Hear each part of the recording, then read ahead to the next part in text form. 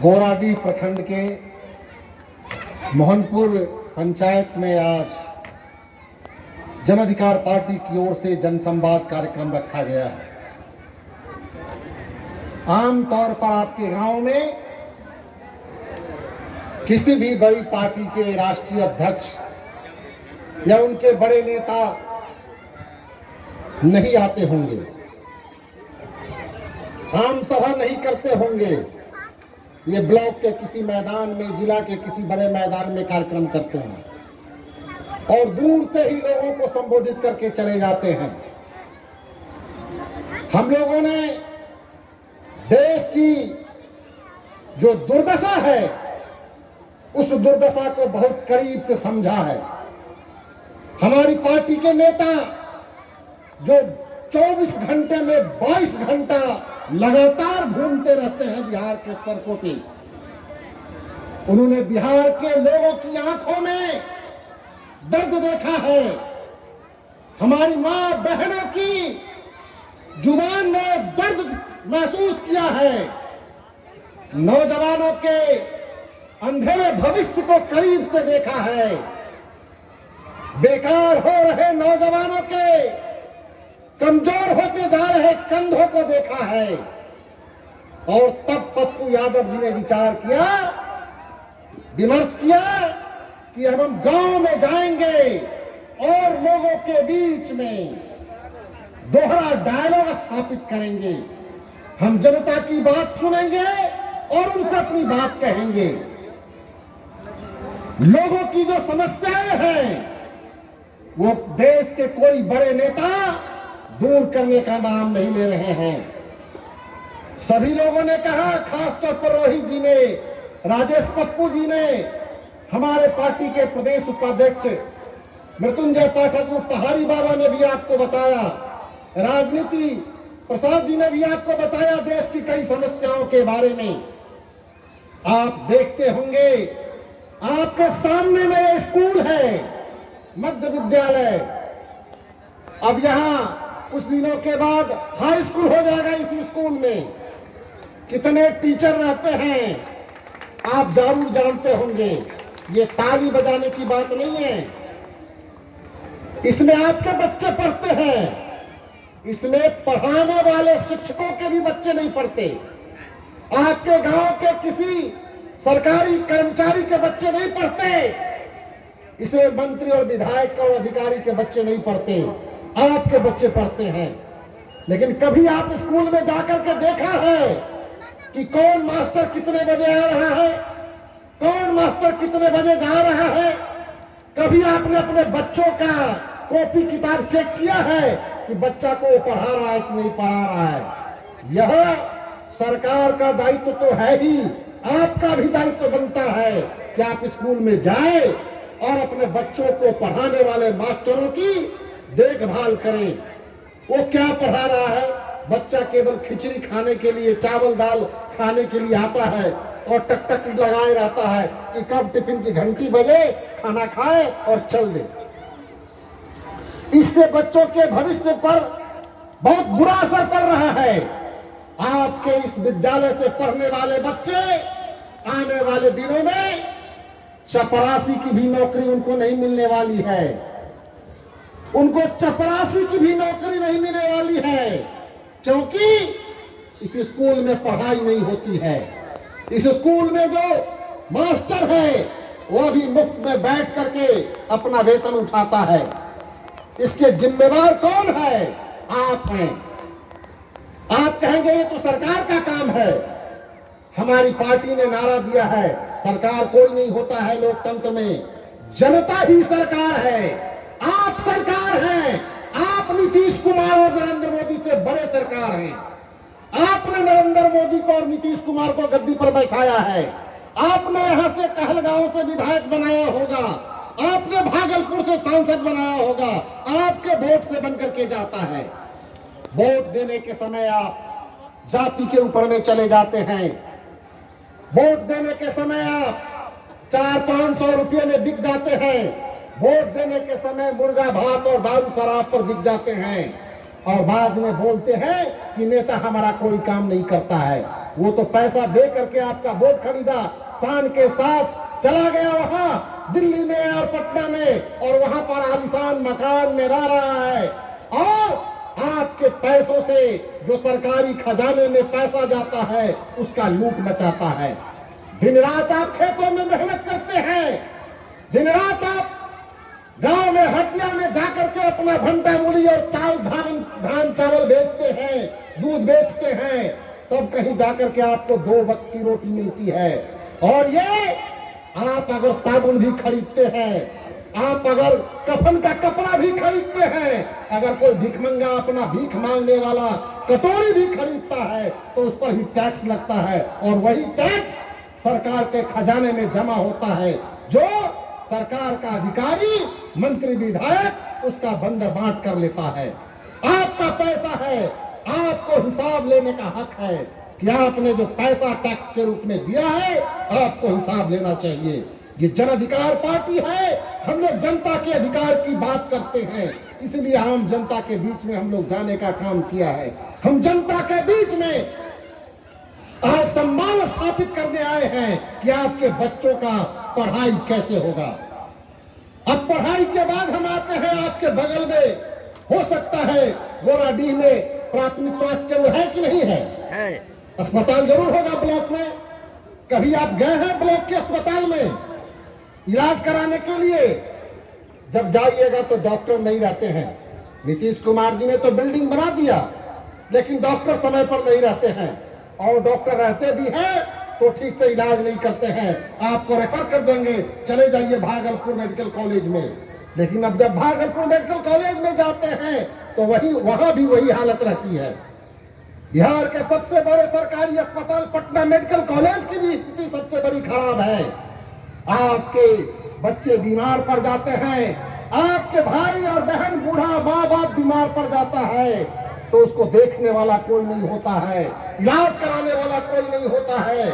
ऐसी परिस्थिति में आपका हक बनता है कि बिहार के स्वास्थ्य मंत्री से, देश के स्वास्थ्य मंत्री आपके भागलपुर का ही रहने वाला सुनील चौबे है, उससे सवाल जवाब करे। आपके गांव में जब नेता विधायक मंत्री सांसद आते हैं तो उनसे 2-4 सवाल करना चाहिए। बेशक आप उसको माला पहनाइए, बेशक उसको आप स्वागत करिए, आपके घर आया हुआ अतिथि है, हम उसको बेइज्जत करने की बात नहीं कहेंगे, लेकिन सवाल जरूर पूछिए उससे। सवाल जरूर पूछिए कि हमारे बच्चों का भविष्य क्यों खराब कर रहे हो, हमारे घर में कोई बीमार हो जाता है तो उसका इलाज क्यों नहीं होता है, उसके अच्छे इलाज की व्यवस्था हमारे बगल के पंचायत में क्यों नहीं है, गोराडीह में जो अस्पताल है उसमें अच्छी व्यवस्था क्यों नहीं है। अब आप आइए, खेतों में जो आप खाद लगाते हैं, सिंचाई करते हैं, ये भी समय पर आपको खाद नहीं मिलता होगा, कभी नहीं मिलता है खाद, लेकिन आप चुप रहते हैं, बैठे रहते हैं। नेताजी आते हैं तो कुत्ता कौवा नेता आएगा, उसका भी जिंदाबाद करते रहिएगा, तो कहां से होगा? सवाल पैदा करना होगा। जिस दिन इस देश की जनता नेता से सवाल पूछना शुरू कर देगा, उसी रोज आपकी सरकार आएगी। ये सरकार आपकी सरकार है, ये लोकतंत्र है। अब रानी के कोख से कोई राजा नहीं पैदा होता है, आपके वोट के चोट से राजा पैदा होता है। आप बनाते हैं नेता, आप बनाते हैं मुखिया, सरपंच, विधायक, एमपी, लेकिन उस समय तो आप जात पात इस समय भूल जाते हैं और बाद में अपना रोना रोते हैं। उसी समय 10 गो एमएलए का कैंडिडेट खड़ा होता है, उसमें जरूर कोई न कोई 1-2 आदमी अच्छा होता है। हम मुखिया के चुनाव में भी आपको बताएंगे कि मुखिया का चुनाव जब होता है तो 10-20 आदमी खड़े होते हैं, उसमें 1-2 आदमी जरूर अच्छा रहता है, नेक आदमी रहता है, लेकिन उस नेक आदमी को आप वोट नहीं कोई आदमी देता है। पढ़ा लिखा नौजवान काम करने वाला होशियार आदमी रहेगा, उसको कोई वोट नहीं देगा। जो पैसा खर्च करेगा, जो आपके जात बिरादरी का है, जो इधर उधर फंसा लगा बधा करेगा, ऐसे लोगों को वोट दे देता है। मैं इस पंचायत के मुखिया और सरपंच पर नहीं कहना चाहता, कुछ लोग अपवाद में हैं अच्छे, आज भी अच्छे लोग मुखिया हैं, आज भी अच्छे लोग विधायक हैं, आज भी अच्छे लोग सांसद हैं, लेकिन जो ज्यादातर लोग हैं वो इसी तरह के लोग हैं। तो ऐसी परिस्थिति में आपको चुनना पड़ेगा ऐसे जनप्रतिनिधि को। हम इसीलिए जनसंवाद करने आए हैं, आपके साथ वार्तालाप करने आए हैं हमारे नेता पप्पू यादव जी। बहुत चंद घड़ी में आपके बीच उपस्थित होंगे। अब देखिए, अभी हमारे नेता बता रहे थे नोटबंदी पर, अभी तक आप लोग को समझा रहे थे। हम लोग बच्चा थे जब पढ़ते थे, उस समय 500 का नोट नहीं आया हुआ था। जब हम इंटरमीडिएट में पास आउट हुए तो बीएससी में गए तो 500 का नोट आया 1987 में। उस समय गांव के लोगों के पास, आज से हम 40 साल पहले की बात कर रहे हैं, गांव के लोगों के पास में 100 रुपया भी नहीं होता था। अगर हमको याद है कि हमारी दादी बोलती थी 20 रुपया नहीं छोड़ेंगे, 20 गिनती थी, कै 20 हो, एक 20 का कुंडा बनाती थी, 100 रुपया का बोलता 5 20 हो गया तो 100 रुपया हो गया। तो 20 रुपया पूर जाता था तो उसको खर्च नहीं करती थी। जब तक 20 रुपया नहीं पूरा तब उसमें से 1-2 रुपया खर्च हो जाता था। 20 रुपया पूर गया तक पूरी बन गया। इस तरह से लोग जुगा जुगा करके 100 रुपया बनाता था। आज लोगों की माली हालत कुछ अच्छी हुई, लोग अपने से मेहनत मशक्कत किए तो लोग कुछ कमाने लगे। ये क्या कर दिया, तरह तरह का टैक्स लगा दिया आपके पैसों पर। आपका क्या हो रहा है, आप जो पैसे बैंक में जमा कर रहे हैं, इसको भी गौर से सुनिए। आप जो पैसे, बगल में गोराडी में बैंक होगा, है ना बैंक, आपके गांव में भी कोई बैंक होगा, तो इस सब बैंक में जो पैसा जमा होता है, पैसा आपका जमा होता है।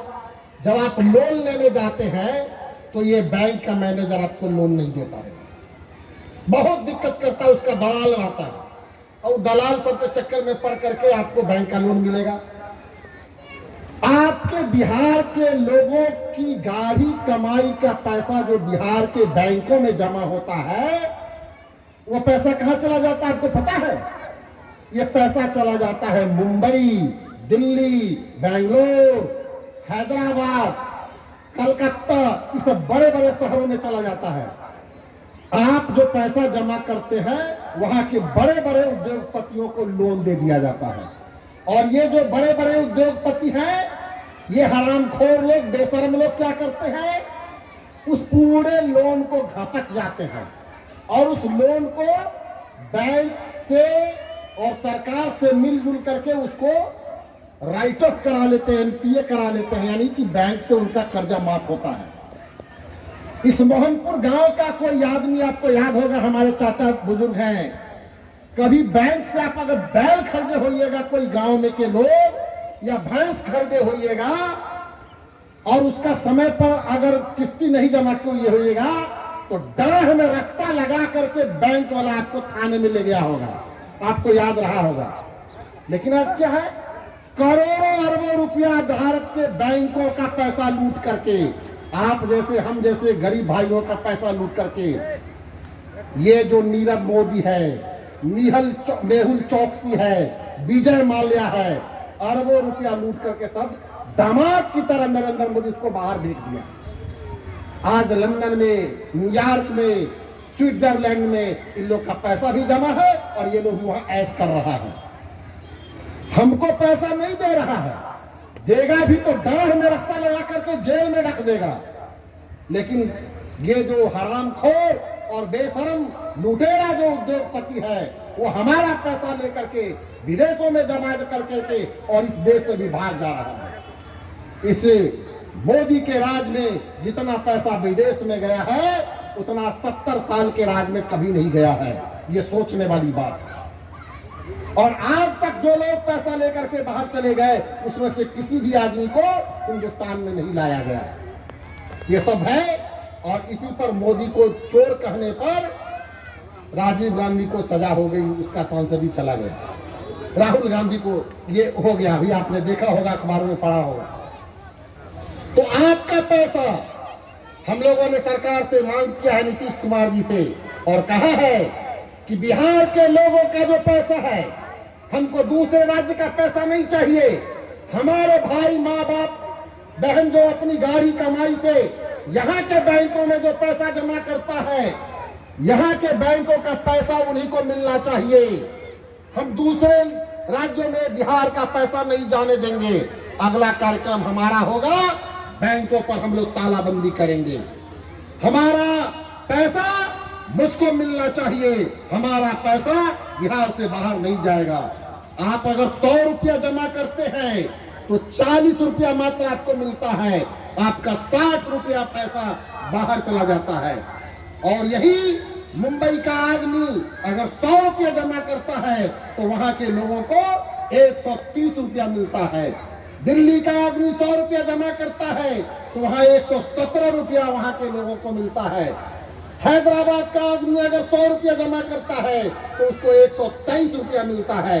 बेंगलोर का आदमी अगर 100 रुपया जमा करता है उसको 127 रुपया मिलता है। मद्रास का आदमी जमा करता है तो इसी तरह से कोलकाता का आदमी जमा करता है 100 रुपया, तो सबको ज्यादा मिलता है।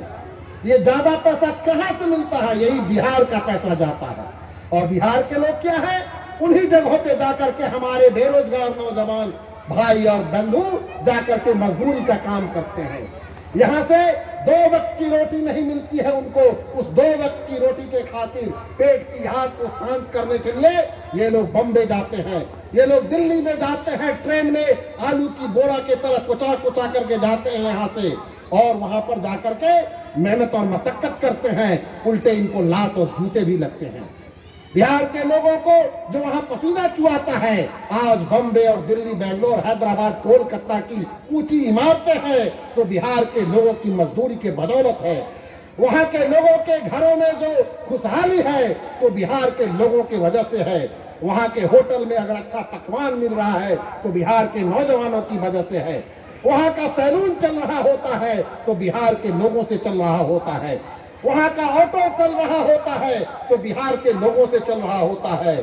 वहां के कल कारखाने चल रहे होते हैं तो बिहार के लोगों के द्वारा चल रहे होते हैं।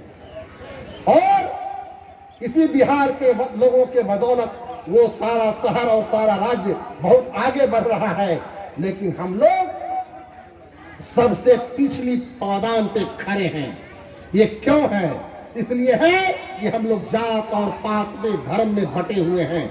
तुरंत हिंदू मुस्लिम की बात होगी तो सब लोग एक हो जाएंगे, हिंदू मुस्लिम एक हो जाएंगे। ये देश धर्म से नहीं चलता है, ये देश कानून से चलता है। इस देश में रामायण और महाभारत से ये देश नहीं चलता, ये देश कुरान और बाइबल से नहीं चलता है। ये देश चलता है बाबा साहब अंबेडकर के द्वारा लिखे गए भारत के संविधान से। हम रामायण की इज्जत करेंगे, हम घरों में पढ़ेंगे कुरान और बाइबल को, लेकिन जब देश चलाने की बात होगी तो हम लोग चलाएंगे संविधान से। लेकिन ये जो हुकूमत केंद्र में बैठी हुई सरकार है, ये संविधान से देश को नहीं चलाना चाहता है। ये देश के संविधान को बदलना चाहता है और देश में राम राज लाना चाहता है, देश में हिंदू राष्ट्र बनाना चाहता है। हिंदू के नाम पर आप लोग मुगालते में मत आइएगा। हिंदू के नाम पर वैसे लोगों को आप हिंदू कैसे हम लोग कहेंगे अपने लोगों को कि आज से बहुत दिन, ज्यादा दिन नहीं है कि मंदिरों में हम लोग को घुसने नहीं दिया जाता था। आज भी कई लोगों के घरों में जब ब्राह्मण लोग पूजा कराने आते हैं, कई ब्राह्मण हमारे पाठक बाबा बैठे हुए हैं, इन्होंने समाजवादी आंदोलन में साथ दिया है, तो ऐसे पाखंड वह लोग रचाएंगे, इस तरह के कर्मकांड रचाएंगे कि और आप गरीब हो जाइएगा और भगवान पर आस्था कर लीजिएगा। क्या नारा दिया जाता है यहाँ? संतोषम परमम सुखम, संतोष कर लो, जाहि विधि राखे राम ताहि विधि रहिए। अरे भाई, हम ये कह करके क्या कहना चाह रहे हैं?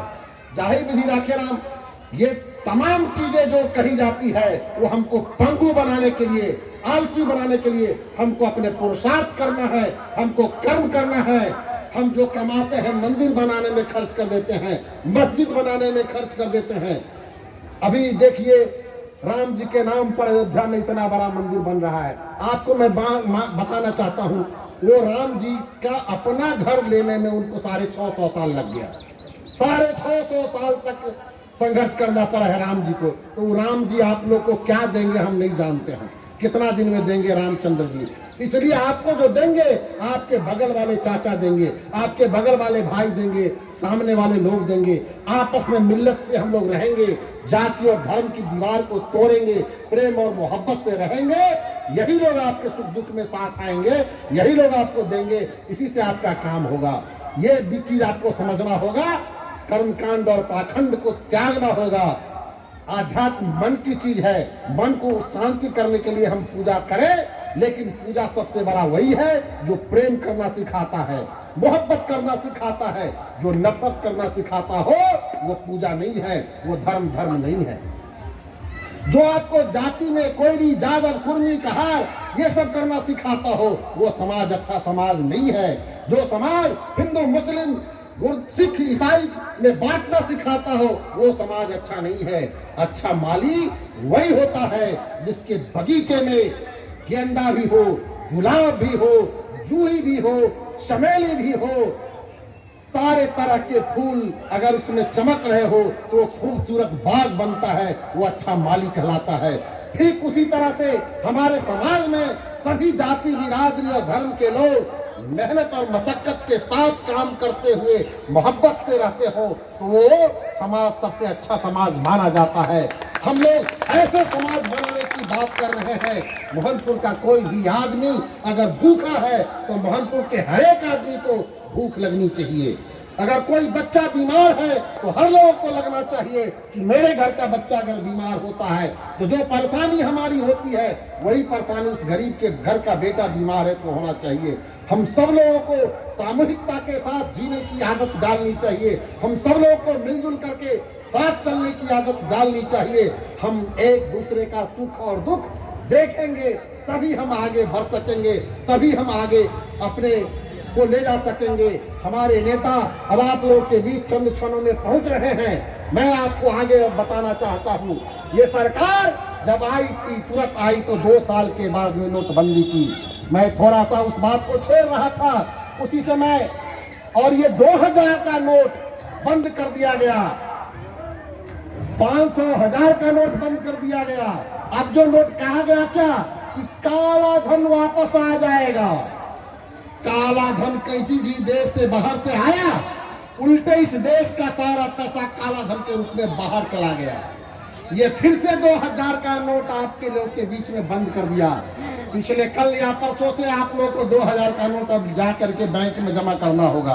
गांव के बहुत सारे लोगों के पास 2000 का नोट नहीं रहता है, या कुछ लोगों के पास रहता है तो इसलिए रखते हैं कि इसको तोड़ेंगे नहीं, इसको खर्च नहीं करेंगे, ही रहेगा तो ठीक रहेगा। जैसे हमारी दादी कहती थी कि 5 गो 20 पूरी हो गलो तो न तोड़े लाएगा, उसी तरह से वो आपका 2000 का नोट इस तरह से रहता था। तो अब आपको इसी चीज का विरोध करना है। ये आएगा हमेशा, कभी धर्म के नाम पर तो कभी जाति के नाम पर तो कभी आपको लड़ाने के नाम पर आपको लड़ा करके वोट लेगा। तो इस तरह के बहुरूपिये को आपको समझना होगा। इसीलिए हम गांव में जाकर के लोगों से जनसंवाद स्थापित हमारे पार्टी के नेता लोग कर रहे हैं। आज मोहनपुर में हमारे राष्ट्रीय अध्यक्ष जी आ गए हैं, वे अभी पूर्णिया में थे, मधेपुरा में थे, वहां के मीटिंग को कर करके आपके बीच में आए हैं। आप जोरदार नारों के साथ उनका स्वागत करिएगा। लेकिन यहाँ से जाने के बाद आप ये भाषण केवल भाषण न रह जाए, उसको जरूर विचार करिए और आने वाले दिनों में कैसे हम समाज का निर्माण करें, कैसे हम राष्ट्र का निर्माण करें, कैसे प्रदेश का निर्माण करें, उससे पहले कैसे हम अपना निर्माण ही करें, यह भी आपको सोचना होगा। इन्हीं चंद बातों के साथ हम अपनी बात को यही रख रहे हैं। फिर कभी मुलाकात होगी, आपके बीच हम दोबारा भी आएंगे और अपनी बात रखेंगे। हमारे नेता आ गए हैं, हम उनके स्वागत में हमारे पार्टी के लोग कुछ नारा लगाएंगे, आप लोग उनका जोरदार तालियों के साथ उनको स्वागत करिए। जय हिंद, जय बिहार, जन अधिकार पार्टी जिंदाबाद, जिंदाबाद, जय अधिकार पार्टी जिंदाबाद, मोहनपुर की जनता जिंदाबाद, पप्पू यादव जिंदाबाद, जन अधिकार पार्टी जिंदाबाद, जन अधिकार पार्टी जिंदाबाद।